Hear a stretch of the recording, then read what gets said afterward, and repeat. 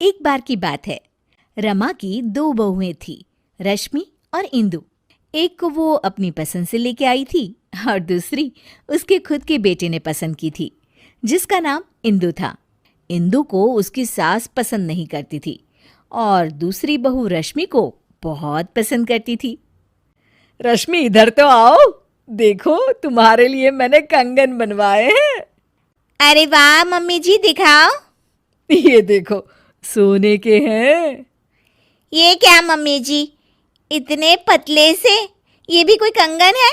हमारे मायके में तो ऐसे कंगन नौकरानी भी नहीं पहनती। अरे, तू चिंता क्यों करती है? अगली बार इससे भी महंगे कंगन बनवाऊंगी तेरे लिए। अभी के लिए तो रख ले बेटा। चलो ठीक है, आप कह रही हैं तो। मम्मी जी, मेरे लिए आप कुछ नहीं लाई? हाँ, ये लो। इंदु बहुत खुशी खुशी बॉक्स खोलती है तो देखती है कि एकदम सिंपल सी लाल रंग की चूड़ियाँ होती है। इंदु सब कुछ देख रही होती है, उसे बिल्कुल भी अच्छा नहीं लगता, पर इससे इंदु की सास को कोई भी फर्क नहीं पड़ता। वो तो हमेशा उससे बुरा ही बर्ताव करती थी।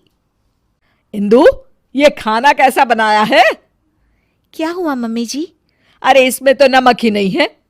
नमक आपको मना है ना मम्मी जी? आपका बीपी बढ़ा हुआ था इसलिए। इंदु, तू मुझे मत सिखा, समझी? जैसा खाना सबके लिए बनता है वैसा ही खाना मेरे लिए भी बनाया कर। सासू माँ की डांट खाकर इंदु अपने कमरे में आ जाती है और हम देखते हैं कि वो कोई आम लड़की नहीं है, बल्कि उसके पास सुपर पावर है। चुटकी बजाती है और कमरा अपने आप साफ हो जाता है। पर घर के सारे काम वो अपने आप ही करती थी। सफाई करना, कपड़े धोना, खाना बनाना, ये सब उसने बहू बनने के लिए सीख लिया था। इंदु, एक काम तुम ठीक से नहीं करती। अरे, मैंने तुमसे कहा था कि पीली साड़ी प्रेस करके रखना और तुमने लाल वाली कर दी। सॉरी मम्मी जी, घर में इतना सारा काम होता है, मुझसे गलती हो गई। कितना काम होता है सब दिखता है मुझे। तो फिर आपको ये क्यों नहीं दिखता कि रश्मि दीदी तो कोई भी काम नहीं करती? उससे तुम अपनी बराबरी मत करो, समझी? क्यों मम्मी जी, मैंने ऐसा क्या किया है जो आप मेरे साथ ऐसा बर्ताव करती हैं? तुम उसकी जगह कभी नहीं ले सकती। उसे मैं पसंद करके लाई थी और तुम मैं क्या मम्मी जी, रुक क्यों गई? तभी वहां रश्मि आ जाती है। तुम तो अनाथ थी, समझी? वो तो आकाश भैया पता नहीं कहां से तुम्हें पसंद करके लाए और हमारे ऊपर थोप दिया। इंदु को ये सब सुनकर बहुत बुरा लगता है और वो अपने कमरे में चली जाती है। फूट फूट कर रोने लगती है। इतने में अचानक उसकी माँ की रूह उसके सामने आ जाती है। इंदु, उठो बेटा। माँ, ये लोग मुझे बहुत बुरा भला कहते हैं। कोई बात नहीं बेटा, तुम आकाश से बहुत प्यार करती हो, इसीलिए तो इंसानों की दुनिया में रह रही हो। मैं तो तुमसे हमेशा से कहती आई हूं कि चलो यहां से अपनी दुनिया में। हाँ माँ, पर अब मुझसे बर्दाश्त नहीं होता। तो चलो मेरे साथ वापस हमारी अपनी दुनिया में इंदु। हाँ माँ, मैं आपके साथ ही जाना चाहती हूँ। तुमने सच में मन बना लिया है ना बेटा?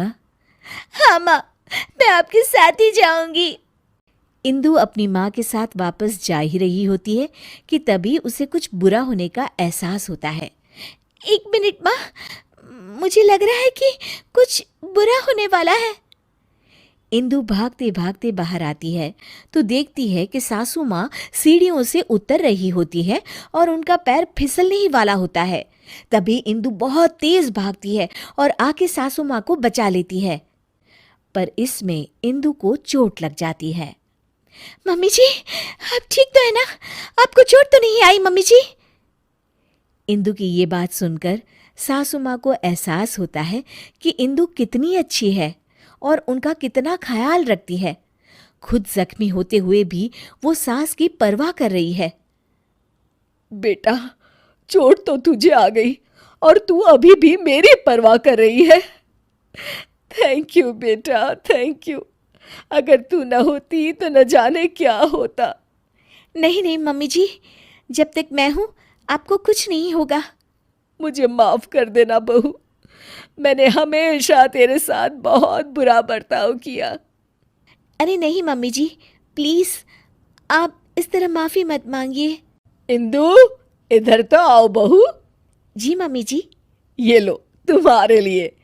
ये क्या है मम्मी जी? इंदु बॉक्स खोलती है तो उसमें सोने के कंगन होते हैं। मेरी फेवरेट बहू के लिए एक तोहफा। इंदु खुश हो जाती है और अपनी सास के गले लग जाती है। Thank you mummy ji.